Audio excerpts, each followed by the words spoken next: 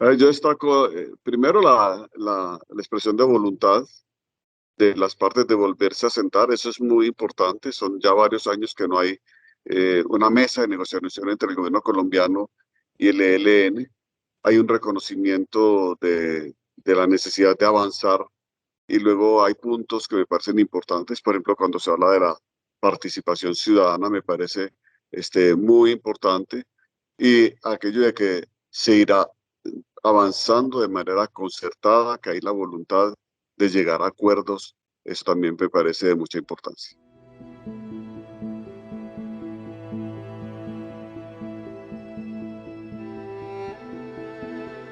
Sí, el país ha hecho grandes aprendizajes, ha dado pasos muy importantes y hay que valorar muchísimo el acuerdo suscrito con las FARC.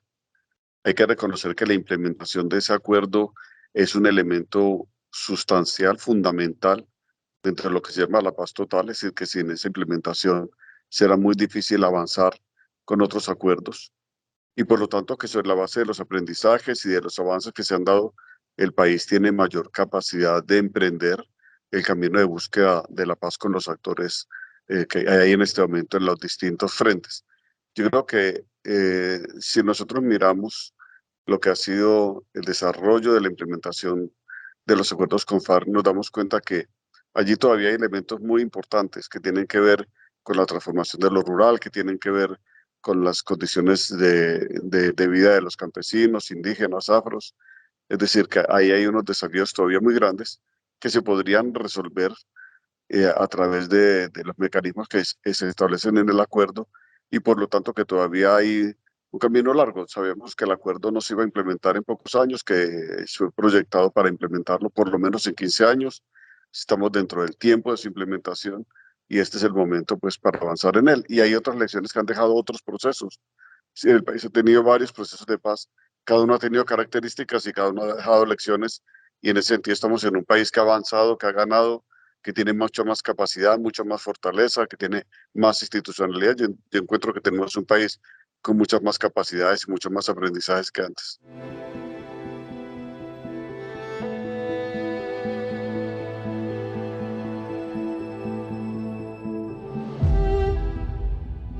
Yo encuentro que en el ELN hay mucha expectativa de la manera como se va a implementar el acuerdo con las FARC y de la manera como se van a crear las condiciones para avanzar en la negociación con ellos. Pero hay expectativa, hay mucha revisión de lo que ha pasado. Ellos quieren también aprender de las lecciones de lo que fue el proceso con las FARC, lo cual me parece que es, digamos, sano y normal, pero sobre todo es un grupo que quisiera ver una implementación mayor en algunos campos, como decía, por ejemplo, el rural, etcétera. Entonces creo que el que se pongan en marcha simultáneamente implementación de los acuerdos ya suscritos, porque hay muchas expectativas, porque hay muchas comunidades que todavía están esperando la presencia del Estado, y al mismo tiempo se intenten estas negociaciones, pues va a ir mostrando también cómo hay un compromiso serio de llevar a la práctica lo pactado.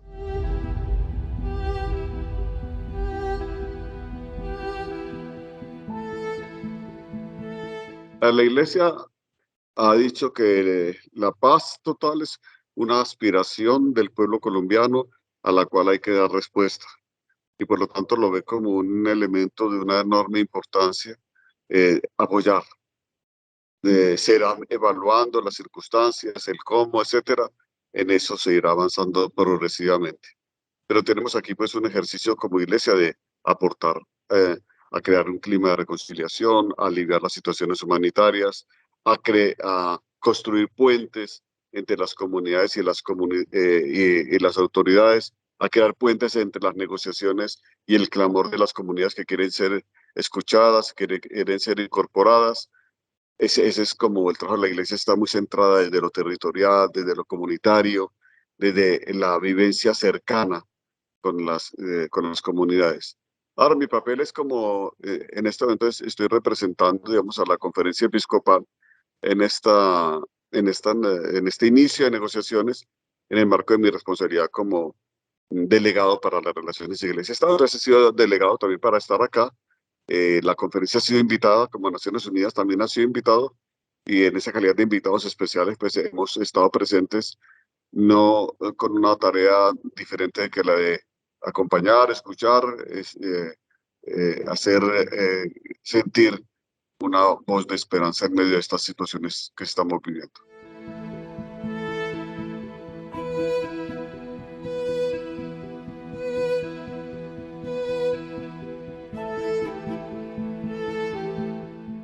Bueno, Venezuela ha jugado papel importante en la negociación, por ejemplo, con las FARC, jugó un papel importante. Eh, y luego, cuando se hizo la agenda con el ELN y se establecieron los protocolos, etcétera, ya Venezuela ocupó ahí un papel como país garante. Si Venezuela no está entrando ahora, ya estaba en los acuerdos y lo que se ha hecho es recuperar esos acuerdos y llevarlos a la práctica.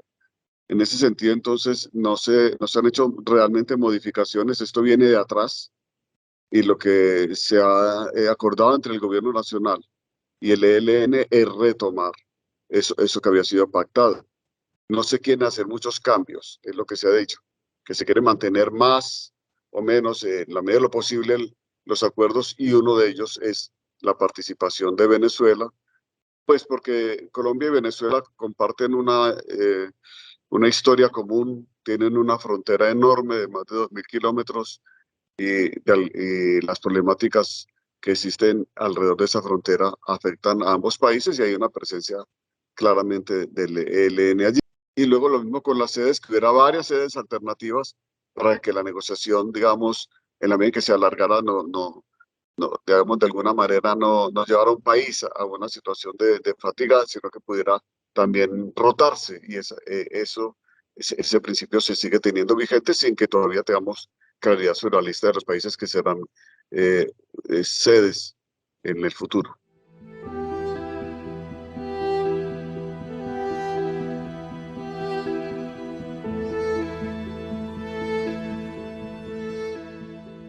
El ELN es una guerrilla con una historia bastante larga, de muchos años, de décadas de presencia territorial. Es una guerrilla que ha venido teniendo, digamos, unas especificidades, porque es una guerrilla también con unas identidades propias. Cada guerrilla tiene sus propias identidades, pero de alguna manera lo que se busca es que todas las expresiones que hagamos en este momento saquen la violencia del mundo de la política. Es decir, es lograr que el mundo de la vida política del país se haga por fuera de cualquier marco de violencia física directa. Y por lo tanto, la confrontación con grupos armados, en este caso con el ELN, eh, tendría que buscar soluciones para que todas las expresiones que haya de búsqueda de transformaciones sociales, búsqueda de cambios en las estructuras, etcétera, se puedan canalizar por medio de una democracia que sea capaz de asumir la complejidad y la diversidad de la sociedad colombiana.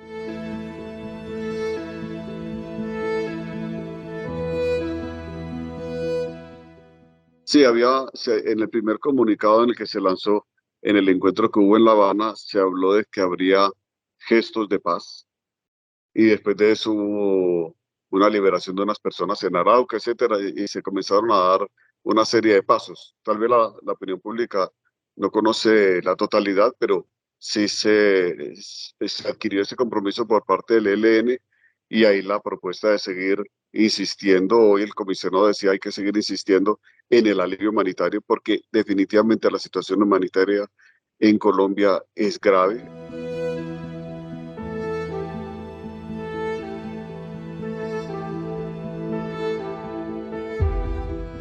Si el gobierno ha planteado la perspectiva de un cese al fuego no bilateral, sino multilateral, abriendo la puerta para que haya cese al fuego con otras organizaciones que están en el territorio, porque todas las organizaciones que están hoy en disputa en los territorios tienen una situación similar en la medida en que hay otros actores que están alrededor y que podrían de alguna manera hacer muy complejo el tema de la verificación y del cese al fuego como tal. Entonces, en esa perspectiva, lo que el gobierno ha propuesto es que Naciones Unidas y la Iglesia tengan allí un rol. Seguramente que Naciones Unidas tiene la capacidad propiamente de hacer verificaciones, que la verificación tiene unos componentes técnicos muy elevados, unos estándares muy elevados, porque se requiere decidir dónde se ha violado el cese al fuego, quién lo ha hecho, etcétera, el contexto.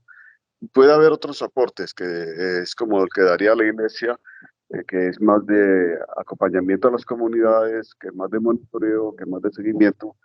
En ese sentido, pues puede ayudar a la verificación, pero la verificación tiene unos estándares muy específicos.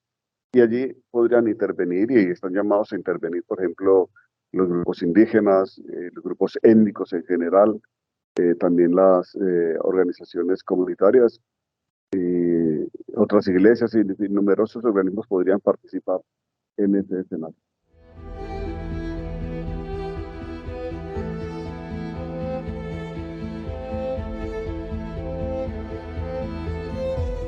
La paz con otros grupos tendrá que pasar indudablemente por definición. Eso todavía no se ha terminado. Había una fase, tengo entendido, exploratoria, en la cual el alto comisionado ha venido contactando, escuchando, recibiendo propuestas de distintos grupos, pero en la práctica, lo que aquí está en la mesa es que el gobierno va a buscar, y para eso se está creando unos marcos legales. Todavía no tenemos todos los marcos legales, tendrán que ser aprobados por Senado y Cámara, los marcos legales que permitan la aproximación a estos grupos ya en términos, en clave de diálogo y la búsqueda de soluciones. Aquí hay un tema, digamos, muy importante por medio, que es el tema de justicia. Justicia es un componente muy importante en esos acercamientos, y en este momento pues hay la apuesta, pero todavía falta como precisar un poco cuáles serán los mecanismos concretos a través de los cuales se le va a dar respuesta a estos grupos.